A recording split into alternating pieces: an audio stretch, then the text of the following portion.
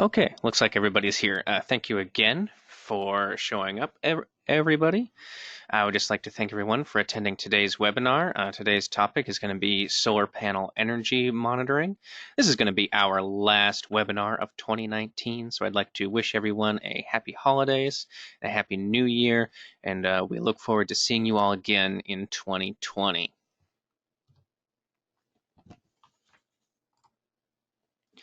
So, as usual, I'm going to start by going over our agenda for today's webinar.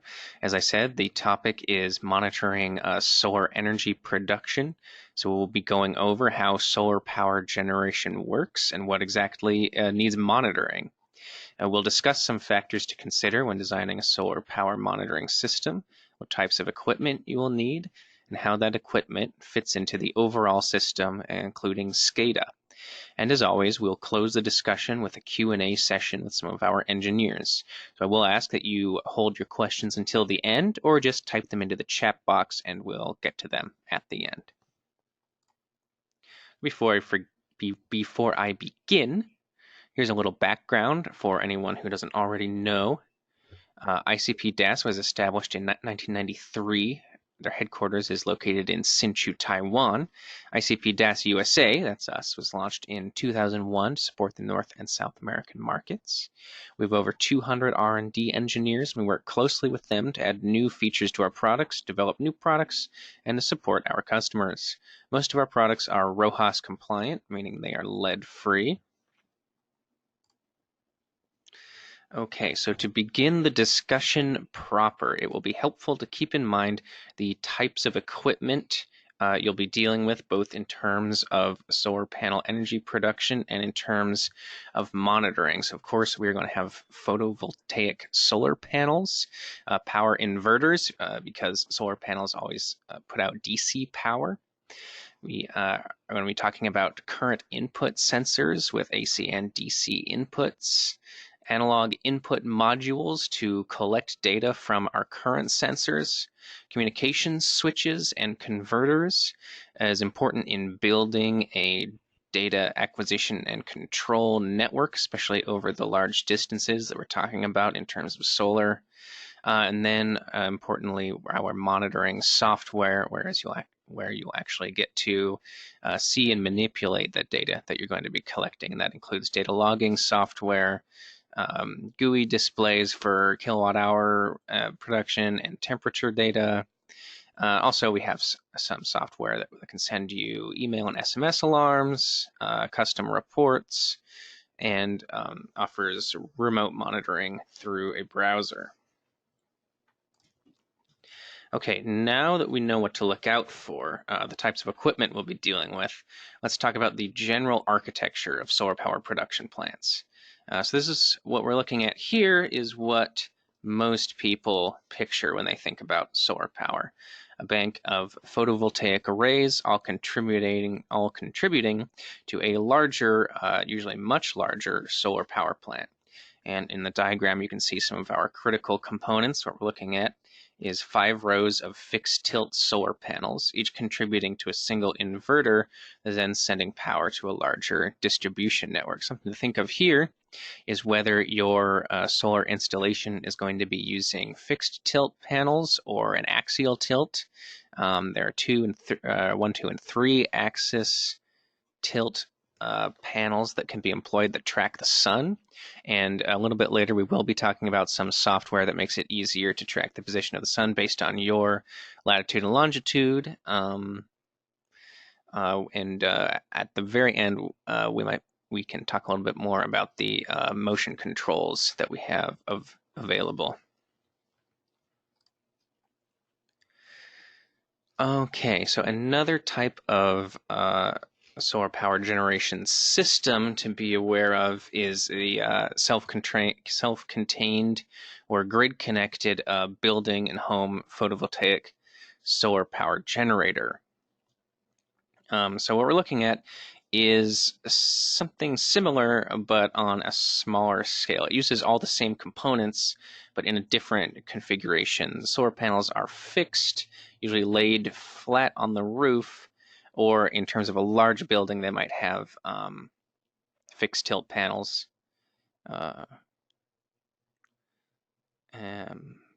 So the solar panels are still fixed but laid flat on the roof, and the entire system is integrated into one location. And as you can see in this example, the DC power produced by the PV panels, photovoltaic, is fed directly into the house's batteries, and excess is fed out to the utilities grid through the inverter. So you have all the same requirements, just condensed into a smaller area. You can also see the combiner box, which would house some of your monitoring and data acquisition equipment that you would use to monitor the DC power coming off of your panels. And a third type of solar power architecture that we're not really going to be discussing today, but I wanted to touch on it because it is technically solar power, and it's interesting, is a parabolic solar thermal array. And the way these work is by concentrating sunlight to produce heat that you then put into a fluid, usually water, to generate steam to push a turbine. And the reason we're not talking about this kind of solar power plant today is that these ones operate more on the principles of a coal or gas plant, or any plant that generates heat to push a turbine, but it is still solar power, and it is something to think about. Obviously, a lot of what we're talking about today applies to this. We also have pressure sensors, heart-enabled pressure gauges, and temperature sensors, and products that would be useful for this kind of application. Okay, so moving on, after looking at the general structure and requirements, okay. So after looking at the general structure and taking into account the requirements of a solar power generation plant, we can deduce a couple factors that you want to keep in mind. For me, the chief factor to consider is scale. A solar power plant can cover many square miles, and that is going to require you to think about the kind of data communication network you want to implement. Because the transmission distances over a wire can get very long. So yeah, so before designing a solar power monitoring system, you want to think about the unique needs of the different kinds of solar generators. Specifically the differences between photovoltaic, concentrated thermal solar. Not to mention scale comes into effect here when we're talking about whether you're going to be feeding into batteries or feeding into a larger grid. Are you going to be using fixed solar banks or use tracking mounts? If you're using tracking mounts, you're going to want to integrate your control system in with your data network. Yeah. So, like I said, just some things to keep in mind. Okay, so here is an example, kind of a diagram of an ideal solar power monitoring system with some of our products slotted in. So what we're going to be talking about today, on the right column, we're going to be showing you some of our current input boards, and these measure the current coming off of your solar panels or coming out of the inverter into and out of the inverter.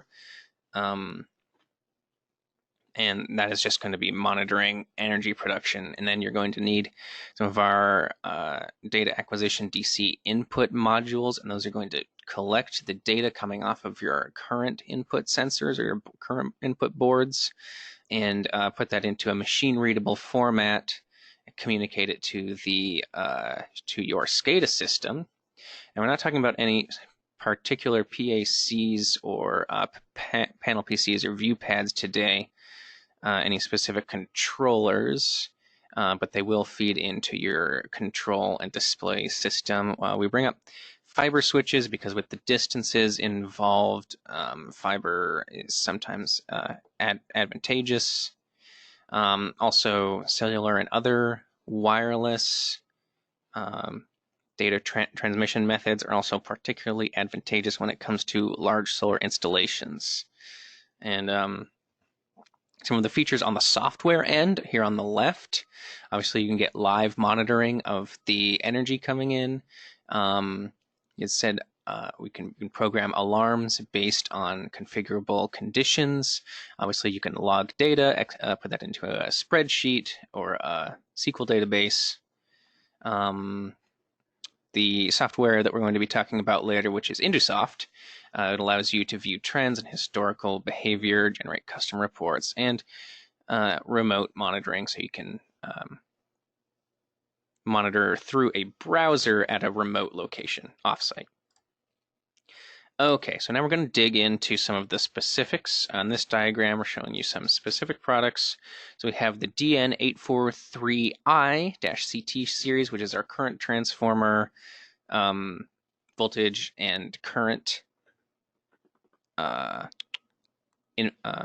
sensor modules in a couple different configurations. And then we have a couple of our our i7017 data acquisition module, which again is going to collect data coming from your sensors. And then the final module that we have there, the i7520, is an RS485 to RS232 converter. We include that because a lot of older PCs, some older controllers come equipped with RS232 serial ports, so it might be worth it to include a converter. Okay, the DN8431-CT-X. This is a 3-channel current input sensor with channel-to-channel isolation. Can be used to monitor current from inverters in solar panel and wind turbine applications. It's built specifically for solar panel and wind power applications.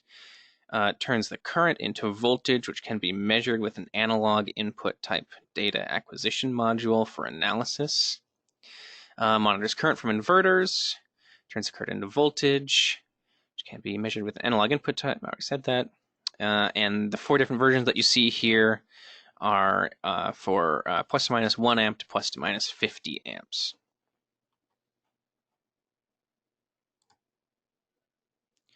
Okay, the i7017. This is going to be our decon protocol RS485 data acquisition module. As you can see in the diagram, we are getting measurements from the DN843i current sensors. And so this is a data acquisition module which is going to collect data from up to 8 channels of current sensors and then communicate that information back to your master controller or and data network. Oh yeah. Okay. Oh, and as always, these are rated for industrial, high temperature, and outdoor use, which is certainly a factor when we're talking about solar power generation. Here's a selection table. The i7017 comes in a couple different configurations. As you can see, mostly in terms of voltage and amperage accepted.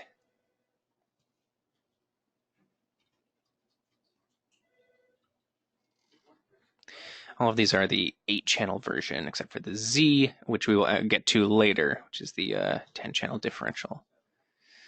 Okay, so this is the M7017Z. It's a 10 or 20 channel DC voltage and current input data acquisition module with high voltage protection. 10 channel mode allows every channel to have 10 different input types. With a 20 channel mode, each channel has the same input type. This is our Modbus RTU RS485 version, very similar to the i7017. That one is decon. This one is Modbus RTU. Again, supports a very wide range of temperature conditions. So the selection table as before, mostly the same module as the i7017. This is the Modbus version though. Anyway, the ET7017-10, the DC voltage Modbus TCP, so Ethernet-based data acquisition module, 10 differential or 20 single-ended analog inputs, high voltage protection and isolation. See a couple different input types. This module is DIN rail mounted. So again, all these data acquisition modules are designed to work with the current sensors that we mentioned before. They're all basically the same module. The I version is the DCON, the M version is Modbus, and ET is the Ethernet version. So that is all going to depend on the scale of your operation and what kind of communication network you prefer to use. And here's the ET1717. It's a little different in terms of the selection table. You can see we offer a couple different I/O configurations. These are analog inputs and outputs on the left, digital on the right. So I can see we have a couple different options there. Especially if you wanted to if you're measuring both current and temperature, we have some options for you. Okay, the i7520, as I mentioned, is just an RS-232 to RS-485 converter. RS-485 offers a lot of advantages over RS-232 that I actually discussed in a previous webinar this year, so I'm not going to go over it now. Just faster speed, longer transmission distance. So this allows PCs and other controllers to use a standard RS-232 serial port to talk to your RS-485 network. One of the neat features of this features auto tuning, not like T-Pain, unfortunately. It just manages different baud rates automatically. And again, it features industrial grade construction made with flame retardant materials. Here again is a peek at our selection table. We offer a lot of products. Each of the ones that I've mentioned here is sort of just an example of a family of products, but we do have something to fit every need in almost every situation you can think of.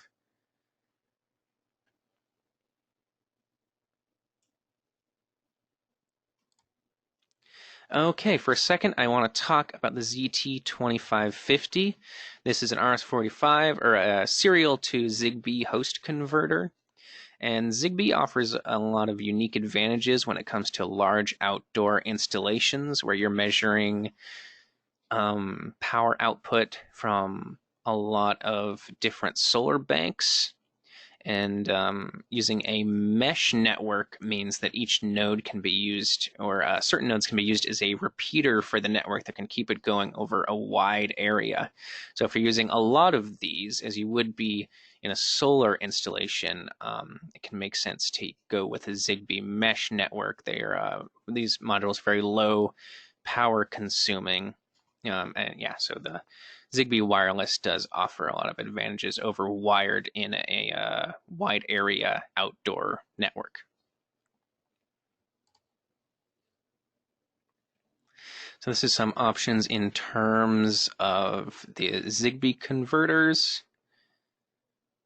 We also have ZigBee I/O pairing modules, which should be very useful. Okay, talking a little bit about equipment setup. There's not a whole lot to say in terms of setup. The i7520 is just plug and play. You will need to configure your data acquisition modules and current sensors. But mostly I'm just including this so you can see how each of these products fit into a wider system. We've seen this one before, but the current sensors are reading current produced off of our wind and solar generators.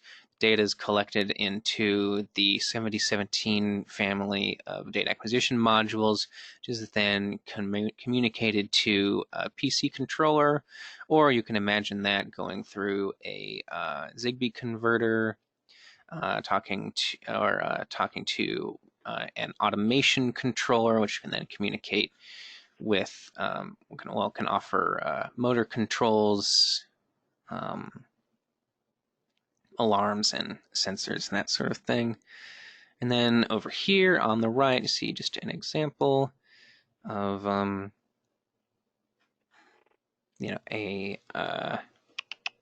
solar monitoring system that just connects directly to your host PC and your SCADA software. Oh yeah, the i7561. This might be more useful for newer PCs. This is an serial or RS-232 42245 to USB converter. Okay, I want to talk pretty quickly about Indusoft. Indusoft is the SCADA software that we provide. And it does offer some pretty interesting things in terms of solar power monitoring. So Indusoft SCADA software for solar power monitoring displays energy generated by solar panels.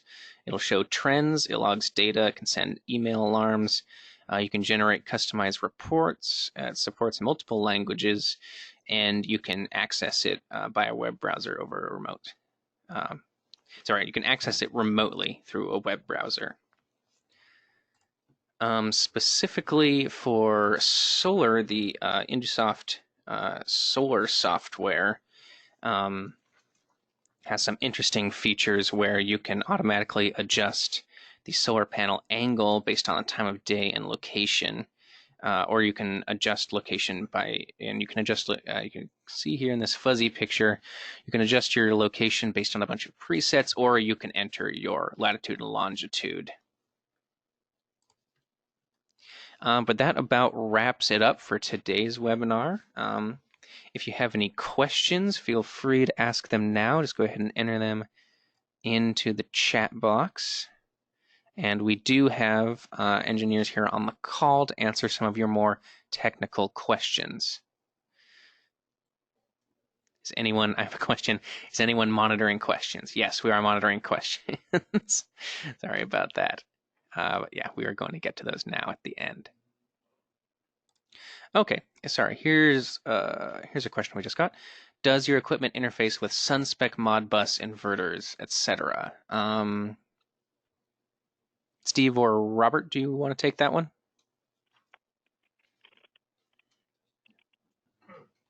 Or Robert? So for that question, does your equipment interface with SunSpec Modbus inverters? Our data acquisition module support Modbus RTU and TCP. So I'm not sure what your inverter is, but we can check on that if you send that to us.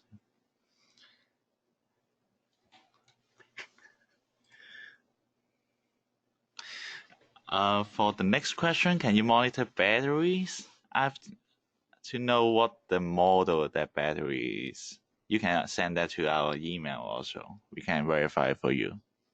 And then the next question, do we have any project? There are some application you can review on our website. But if you have a specific project on your site, we can do a review for you and suggest the best module. Yes. So next question, do you have a way to record the voltage as well? Our data acquisition, for example, i7017 can data log voltage and current, depends on which the models. Okay, that is looking like it for questions. Again, if you have any more questions that we can't answer here, our contact information is on the screen. Please give us a call, send us an email. We'd be happy to answer any questions you have. I forgot to mention, as a little Christmas bonus, everyone who attended this webinar will be receiving a promo code in your email. So thank you very much for attending. Happy holidays. We look forward to seeing you in the new year. Thank you very much.